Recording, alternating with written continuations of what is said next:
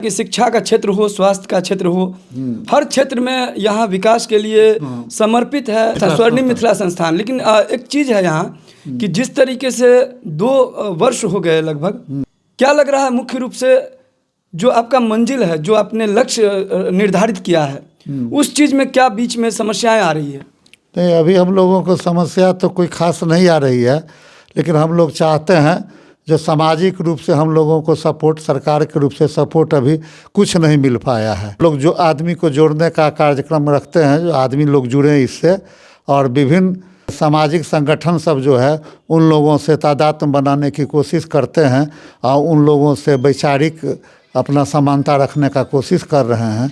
जो उन लोगों की तरफ से भी हम लोगों को इसमें कैसे आगे बढ़ें और कैसे और ज़्यादा से ज़्यादा आदमी जुड़ें और हम लोग क्या और नया चीज़ कर सकें, इसके लिए हम लोग प्रयत्नशील हैं उस दिशा में। इस संस्था का शुरुआत किया था, क्या मिशन था? इस क्षेत्र में जो भी गरीब तबका है उन तक हमारी पहुंच बने, उनको शिक्षण देना, उनके आदतें सुधारना, और कुछ महिलाओं का सिलाई सीख करके वो अपने जीविका निर्वाह के लिए भी प्रयत्न कर सकें। महिला सशक्तिकरण की बात है।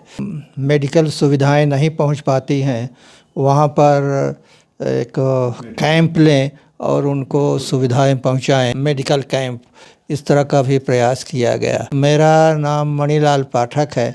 मैं उत्तर प्रदेश प्रतापगढ़ का रहने वाला हूँ।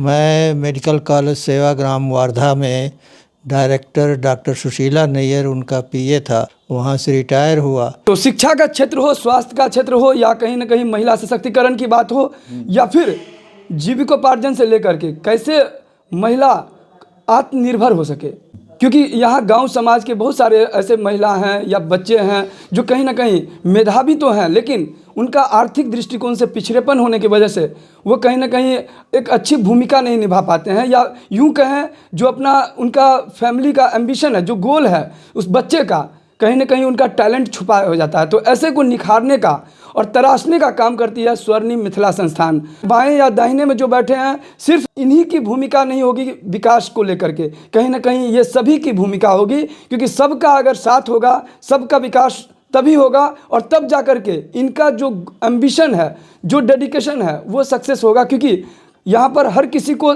इसमें जुड़ने की आवश्यकता है। यदि महिला सशक्तिकरण की बात हो तो कहीं ना कहीं महिला की भूमिका अहम मानी जाती है, चाहे वो हर क्षेत्र में। ऐसा देखा जाता है कि महिला अगर बढ़ चढ़ कर अपनी भूमिका निभाती है तो एम्बिशन, जो उनका लक्ष्य है, वो प्राप्त करना ईजी हो जाता है। स्वर्णिम मिथिला संस्थान में भी इस समय हमारे साथ जुड़ चुकी हैं, दाहिने तरफ आप देख सकते हैं, ये हैं यहाँ के सेक्रेटरी कंचन मिश्रा जी। मिथिला पेंटिंग जो कहीं ना कहीं विश्व भर में प्रसिद्ध है, तो पेंटिंग के क्षेत्र में कहीं ना कहीं इनकी भूमिका है। महिलाओं को सिलाई के सिखाती हैं और साथ ही साथ कैसे महिला आत्मनिर्भर हो, इस दिशा में इनके बढ़ते कदम विशेष बात करेंगे। किस तरीके से आप पूरा ये मैनेजमेंट करती हैं? यहाँ पर जो है बच्चे लोग को, महिला लोग का आत्मनिर्भर किया जाता है।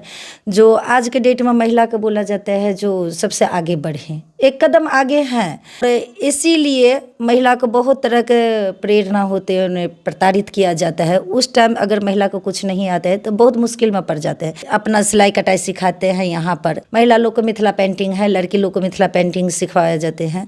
यहाँ पर बच्चे लोग को नृत्य करवाते हैं, सिखाते हैं। संगीत कला है, एजुकेशन है। सबसे पहला बच्चे को है एजुकेशन। जो बच्चा मिट्टी में खेल करके गाछ पर चढ़ती थी, कूदती थी, उन लोग ना कभी स्कूल जाती थी, ना कभी नहाती थी, ना कभी ब्रश करती थी। उन लोग को आज 7 बच्चे से शुरू करके उन लोग को हर संस्कार दिए जाते हैं। यहाँ पर में तो 50 बच्चे हैं, उसके लिए हम 3 टीचर हैं, पढ़ाते भी हैं।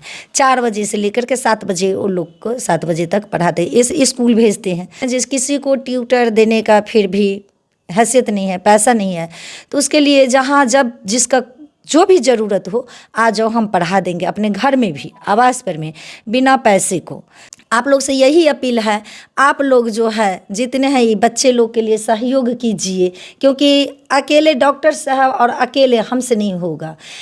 हाथ में 5 आंगुल है, उंगली में अगर उंगली छोड़ कर रहिएगा तो वो कुछ नहीं कर सकते।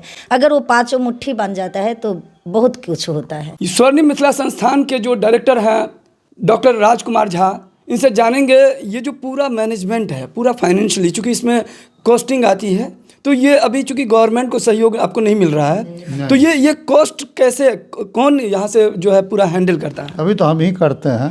ये सारा पैसा आप ही खर्चा करते हाँ, अभी हम ही करते हैं जी। और गुरुजी भी कुछ करते हैं खर्चा, और ऐसे ही कोई कोई मिल जाता है, थोड़ा मोड़ा होता है अभी, लेकिन मेन मेरा ही रहता है इसमें योगदान। हमको कोई चूँकि अभी उत्तरदायित्व तो नहीं है, तो हम ये काम करते हैं। तो एक कदम से ही 1000 किलोमीटर का भी सफ़र तय किया जाता है। Morning shows the day. अब शुरुआत जो है आप देख सकते हैं, स्वर्णिम मिथिला संस्थान इन्होंने शुरुआत किया है कि बीजारोपण हुआ है, तो क्यों ना हो सारे लोग मिले, बच्चे भी आपके समाज से आए और आप भी इसमें जुड़े, अपनी भूमिका निभाएं, चाहे वो फाइनेंशियली हो, फिजिकली हो, जिस भी वे में हो, लेकिन कहीं ना कहीं आप भी you are also become the part of this family. आप भी जुड़ सकते हैं। इनका जो मंजिल है, वैसे आपका मंजिल क्या है डॉक्टर साहब, कहाँ पहुँचना चाहती है ये स्वर्णिम मिथिला? नहीं, हम लोग का मंजिल यही है, जो समाज में जो है से ये अनाथ असहाय बच्चों का उत्थान हो, और जो गरीब है, जहाँ पर दवाई डॉक्टर नहीं, वहाँ पर हम लोग कुछ काम कर सकें।